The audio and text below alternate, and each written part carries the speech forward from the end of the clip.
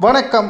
எடப்பாடி பழனிசாமியின் கதை முடிகிறதா? கையெழுத்து போட்ட மாஜி அமைச்சர்கள் அதிர்ச்சியில். எடப்பாடி பழனிசாமி அதிமுகவின் தொண்டர்களாக இருந்தீங்கன்னா ஒரே ஒரு லைக் மற்றும் சப்ஸ்கிரைப் பண்ணிருங்க.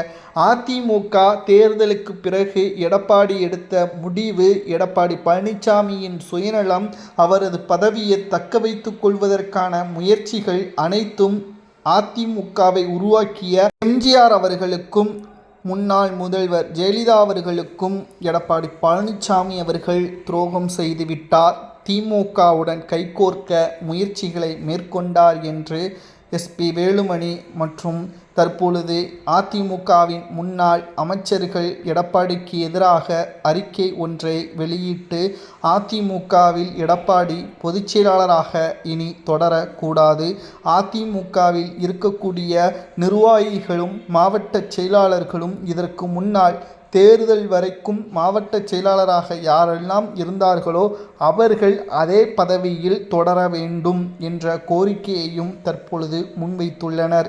மேலும் அவர்களது கோரிக்கைகள் ஏற்றுக்கொள்ளும் பட்சத்தில் பொதுக்குழு செயற்குழுவில் எடப்பாடிக்கு எதிராக தீர்மானங்கள் போடப்பட்டால் அதிமுகவின் பொதுச்செயலாளர் பதவியிலிருந்து நிச்சயம் எடப்பாடி பழனிசாமி அவர்கள் விடுவிக்கப்படுவார், அதிமுகவில் புதிய பொதுச்செயலாளர் நியமிக்கப்படுவார் என்ற தகவல் தற்பொழுது அரசியல் வட்டாரத்தில் மிகப்பெரிய அளவில் பேசும் பொருளாக மாறியுள்ளது.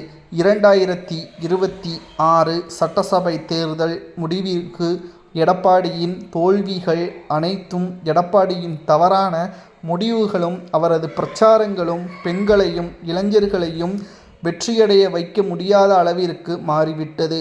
அதிமுக தனது கொள்கைகளையும் கோட்பாடுகளையும் எடப்பாடியால் அவர் எடுத்த முடிவுகளால் மீறப்பட்டுள்ளது.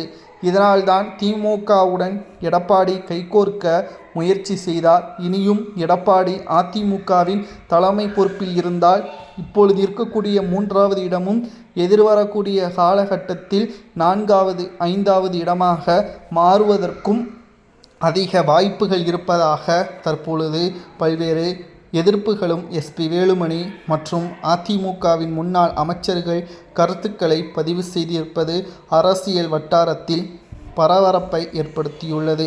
மேலும் அனைத்திந்திய அண்ணா திராவிட முன்னேற்ற கழகம் எடப்பாடி பழனிசாமி அவர்கள் பொதுச்செயலாளராக இருப்பதை ஏற்றுக்கொள்ளவில்லை. தொண்டர்கள் கடுமையான கோபத்தில் இருப்பதால் நிச்சயம் பொதுச்செயலாளர் பதவியை மாற்றினால் மட்டும்தான் வெற்றி வாய்ப்பை அதிமுக உருவாக்க முடியும் என்ற தகவலும் தற்பொழுது கிடைக்கப்பெற்றுள்ளது.